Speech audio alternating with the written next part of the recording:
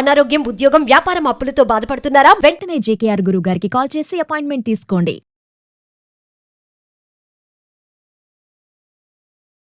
నమస్తే, welcome back to Suman TV. ప్రస్తుతం మనతో పాటు ఉన్నారు కేరళ జ్యోతిష నిపుణులు, life coach, money skills, law of attraction, date of birth లేని వారికి పుట్టుమచ్చల శాస్త్రం, ప్రశ్న శాస్త్రం, హస్తరేఖల ద్వారా జాతకాన్ని తెలియజేయగలిగే బ్రహ్మశ్రీ డాక్టర్ జేకేఆర్ గారు ఉన్నారు. గురుగారితో మాట్లాడదాం. నమస్తే గురుగారు. నమస్కారం. గురుగారు, మహిళలు రోజు ఇంట్లో ఇలా చేస్తే ఇంటిళ్ళ పాది కూడా సుఖ సంతోషాలతో, భోగభాగ్యాలతో మంచిగా ఉంటారు అంటే స్త్రీలు ఏం చెయ్యాలి అంటారు? అంటే ముఖ్యంగా స్త్రీలు చేస్తేనే ఫలితం ఉంటుందా అంటే ఏం చెప్తారు? ఇంట్లో ఇల్లాలు లక్ష్మీదేవితో సమానము అంటుంటారు.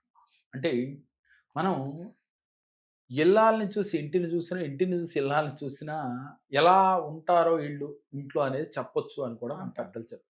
అంటే ఇల్లు ఎంత నీట్గా ఉంటుందో ఇల్లాలు అలా ఉంటుంది, ఇల్లాలు ఎలా ఉందో ఇల్లు కూడా అంత నీట్గా ఉంటుందని ఒక అంచనా వేయగల శక్తి కొంతమందికి ఉంటుంది. అంటే ప్రతినిత్యము కూడా త్రిమూర్తులు కూడా స్త్రీ శక్తి లేనిదే సృష్టిని చేయలేరు అని కూడా మన పురాణాలు చెప్తూ ఉన్నాయి.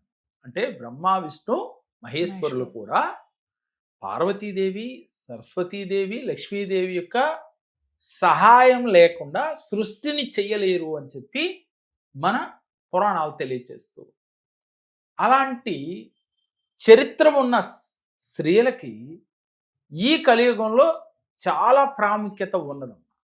అంటే ఆది కాలం నుంచి స్త్రీకి ఒక ప్రాముఖ్యత ఉన్నది.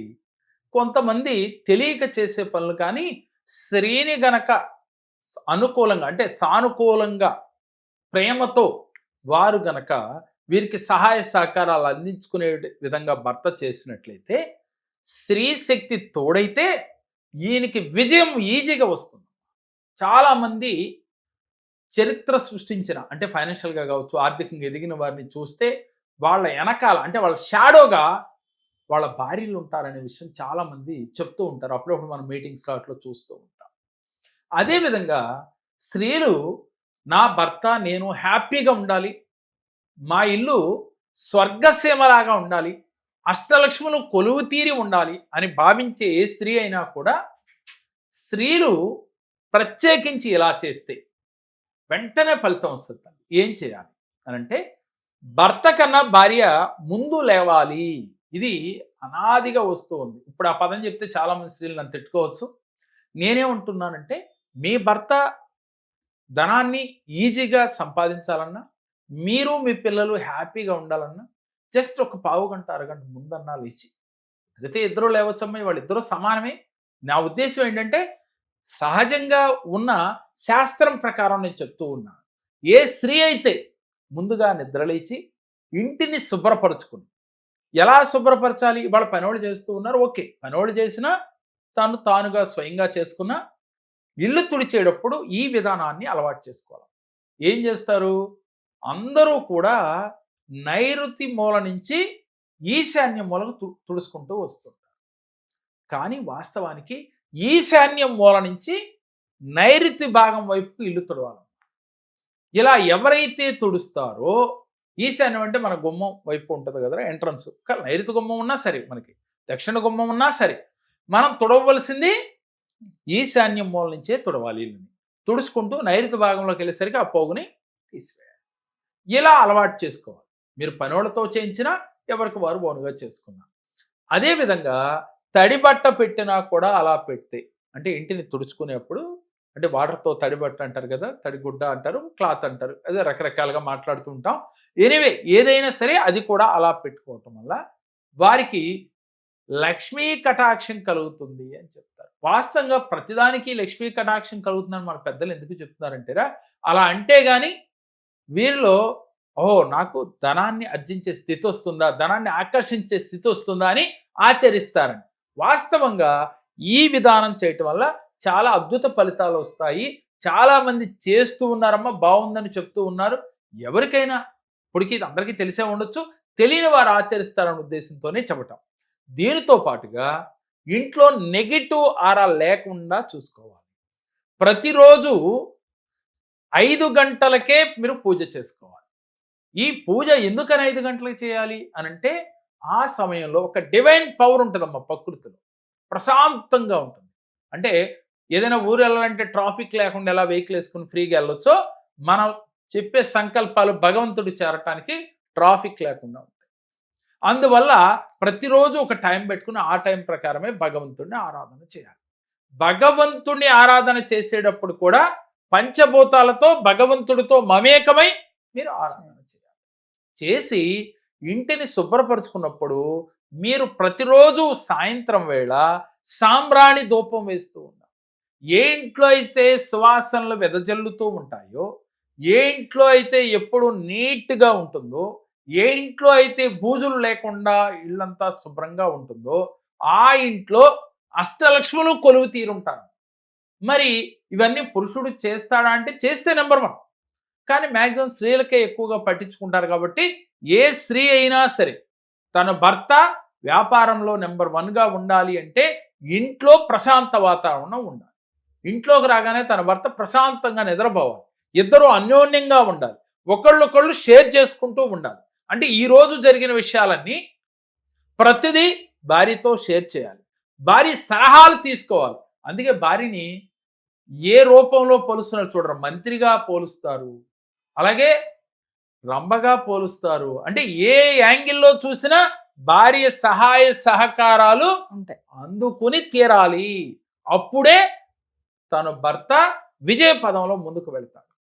నీదొక దారి నాదొక దారి అని గనక ఏ భర్త భార్య ఉంటారో వారి జీవితంలో తాత్కాలికంగా వెళ్ళినప్పటికీ వీరికి శాశ్వతంగా హ్యాపీగా ఆనందంగా ఉండలేరు, అష్టైశ్వర్యాలు పొందలేరు. ముఖ్యంగా 2 ఎడ్డు బండి ఉన్నాయి అనుకో. అంటే 2 ఎడ్ల బండికి ఒక ఎద్దిట్లు ఆగి ఒక ఎద్దిట్లు ఆగుతుంటే బండి సజావుగా వెళ్తుందా? అదేవిధంగా భార్యాభర్తలు కూడా అదే కదా. ఈ బంధం అనేది అదే. ఈ 2 కలిపి కడితే బండిని సజావుగా తీసుకువెళ్తుంది. ఎప్పుడైతే ఒక భార్య భర్తలుగా ఇవి ఏర్పడిన రోజు నుంచి బండి సజావుగా తీసుకెళ్లాలంటే ఒకళ్ళనొకళ్ళు షేర్ చేసుకుంటూ, ఒకళ్ళ పట్ల ఒకళ్ళు ప్రేమానురాగాలు కలిగి ఉండాలి. ఒకళ్ళనొకళ్ళు గౌరవించుకుంటూ ఉండాలి. చిన్న చిన్న విషయాలకి ఒకళ్ళనొకళ్ళు తిట్టుకుంటూ, అలాగే తక్కువ చేసి మాట్లాడుతూ ఉండరాదు. నీకేం తెలుసులే అనకుండా భార్య సలహాలు తీసుకుంటూ, అది మీకు ఇష్టమున్నా ఇష్టం లేకపోయినా నచ్చితే ఆచరించు, నచ్చకపోతే సైలెంట్గా ఊరుకో. కానీ ప్రతిదీ భార్య సలహాను పొందుతూ మీరు వెళ్ళాలి. ఇలా ఏ ఇంట్లో అయితే జరుగుతుందో ఆ ఇల్లు సుఖశాంతులతో ఉంటుందమ్మా. ఆనందకరమైన సంతోషకరమైన ఇళ్ళుగా తయారవుతుంది. మనం ఇందాక అనుకున్నాం, అష్టలక్ష్ముల నిలయంగా మారాలి అంటే ఇంట్లో గొడవలు ఉండకూడదు. ఏ భార్యాభర్తలైతే అన్యోన్యంగా ఉంటారో ఆ పురుషుడు బిజినెస్ చేయగలుగుతాడు. అలాగే తనకి సలహాదారుడిగా ఒక ఫ్రెండో లేక పనివారినో పెట్టుకుంటే వాళ్ళు ఏదో ఒక టైంలో మనని స్వార్థపూరితంగానే చేస్తుంటారు. అవసరమైన నాడు మనం మోసం చేసే పరిస్థితి కూడా ఉంటుంది. భార్యకి అంటే తను మీరు వేరు కాదు కదా. ఎప్పుడైతే ఒకటయ్యారో అర్ధనారీశ్వరుడి యొక్క స్వరూపమే భార్యాభర్తలు అంటే. అందుకనే పరమేశ్వరుడు సగ భాగాన్ని పార్వతీదేవికి ఇచ్చారు. ఈయన్ని ఉదాహరణగా తీసుకుని మన లోగో కూడా అదే ఉంటుందమ్మా, అర్ధనారీశ్వరుడి యొక్క లోగో. అందుకని ప్రతి భార్యాభర్త కూడా అర్ధనారీశ్వరుడు స్వరూపంగా ఉండాలి. నేను వేరు ఆవిడ వేరు కాదు అని భావంతో ఉండాలి. అప్పుడు భార్య ఈ విధంగా ఉదయాన్నే లేచి భర్తకి బయటికి వెళ్ళేటప్పుడు నవ్వుతూ ఎదురు రావాలి. నవ్వుతూ ఎదురు రావాలి. ఎదురు వచ్చేటప్పుడు మనసులో ఇలా అనుకోవాలి, నా భర్త ఇవాళ తలపెట్టిన కార్యం విజయవంతంగా పూర్తి చేసుకుని వస్తాడు. భర్త బయటికి వెళ్ళేటప్పుడు వాటర్ బాటిల్ తీసుకుని వెళ్ళటం వల్ల ఇంకా విశేష ఫలితం ఉంటుంది. ఎందుకని? పంచభూతాలలో ఒకటైన నీరుతో వెళితే తొందరగా. ఎందుకనమ్మా? ప్రకృతిలో 3 వంతులు నీరుందమ్మా, మన శరీరంలో 3 వంతులు నీరుంది. అటువంటి నీరుకి ఆకర్షణ శక్తి ఎక్కువ. అందుకని ప్రతినిత్యం నీటి బాటిల్ అంటే ఎక్కువ వాటర్ బాటిల్ మనిషి వెంటనే తీసుకెళ్తాం అనేది పూర్వం రోజుల్లో తాంబేటికాయలు అనేవాళ్ళు. తర్వాత బాటిల్స్గా మారినాయి. ఏదైనా కానీ వాటర్ మన వెనకాలే తీసుకువెళ్ళాలి. ఎవరైతే ఇలా శుభకార్యాలకు కానీ ఏదైనా ఇంపార్టెంట్ కార్యాలకు వెళ్ళేటప్పుడు వాటర్ బాటిల్ తీసుకుని బయటకు వెళ్తారో వాళ్ళకి అనుకున్న పనులు ఈజీగా అవుతాయి అని చెప్తూ ఉంటారు. వాస్తవానికి ఇంకో రకంగా ఆలోచిస్తే వాటర్ అనేది నిత్యం మనకు అవసరం. అందుకని ఆ సమయానికి అందుబాటులో దొరుకుద్దో లేదో అని మన పెద్దలు ముందుగా ఇలా తీసుకెళ్ళటం వల్ల మీకు విజయం వరించుద్ది అని చెప్పు ఉండవచ్చు. కారణం ఏదైనా కానీ ఇప్పుడు మనం ఆలోచిస్తే నీటికి ఆకర్షణ శక్తి ఉంది. అందువల్ల ఈ నీటితో మీరు ఎక్కడైనా ప్రయాణం చేసేప్పుడు వాటర్ బాటిల్ చేతిలో ఉండాలి. ఎప్పుడు కూడా స్త్రీ కూడానమ్మా నిండు ముత్తైదువులాగా కనపడుతూ ఉండాలి. చక్కగా అలంకరించుకుని భర్తకి ఎదురొస్తూ నవ్వుతూ సాగనంపాలి. అలాగే ఏ పని చేసినా భార్య ప్రతినిత్యము కూడా భర్తకి సలహాలు ఇచ్చేటప్పుడు కూడా ఆచితూచి ఇస్తూ ఉండాలి. అంటే ఇక్కడ ఏది మాట్లాడినా అవతల మనసు బాధించకుండా ఒకళ్ళనొకళ్ళు మాట్లాడుకుంటూ ఉండాలి. ఇలా ఎవరైతే దైనందిన జీవితంలో భార్యాభర్తలు ఉంటారో, అలాగే ఏ స్త్రీ అయితే ప్రతినిత్యం ఇలా చేస్తుందో, ప్రతినిత్యము జుట్టు విరబోసుకోకుండా చక్కగా జడ వేసుకుని నుదుటిన కుంకుమ పెట్టుకుని పాపిట సింధూరం పెట్టుకుని ఏ స్త్రీ అయితే ఉంటుందో ఆ ఇంట లక్ష్మీదేవి త్రష్ట వేసుకుని కూర్చుంటున్నాం. అంటే స్త్రీ కళకళలాడుతూ ఉన్న ఇంట్లో లక్ష్మీదేవి యొక్క అనుగ్రహం వెల్లులాగా ఉంటుంది. కాబట్టి ఆ ఇంట సిరుల తల్లి శ్రీల మహాలక్ష్మీదేవి కావాలి అని అనుకున్నవారు ఆ ఇంట్లో ఉన్న స్త్రీ ఈ విధంగా చేయాలి. ప్రతిరోజు కూడా కుదిరితే మీరు మీ దగ్గరలో ఉన్న అమ్మవారి దేవాలయాన్ని దర్శించాలి. ఎవరైతే మీ బిజినెస్లో మీ భర్త బాగా అభివృద్ధి పదంలో ఉండాలని కోరుకుంటున్నారో కుదిరితే ఇద్దరు వెళ్ళొచ్చు.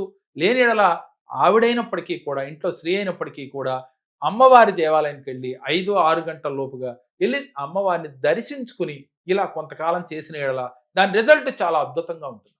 దీంతో పాటుగా ప్రతిరోజు ఒక అరగంట సేపు ధ్యానం చేయాలి. అలాగే ఏ వ్యక్తి గురించి మనం ఆలోచించకూడదు. మీ భర్త ఉన్నతంగా ఎదగాలి ఆర్థికంగాని మీరు కోరుకుంటే మీరేం చేయాలి?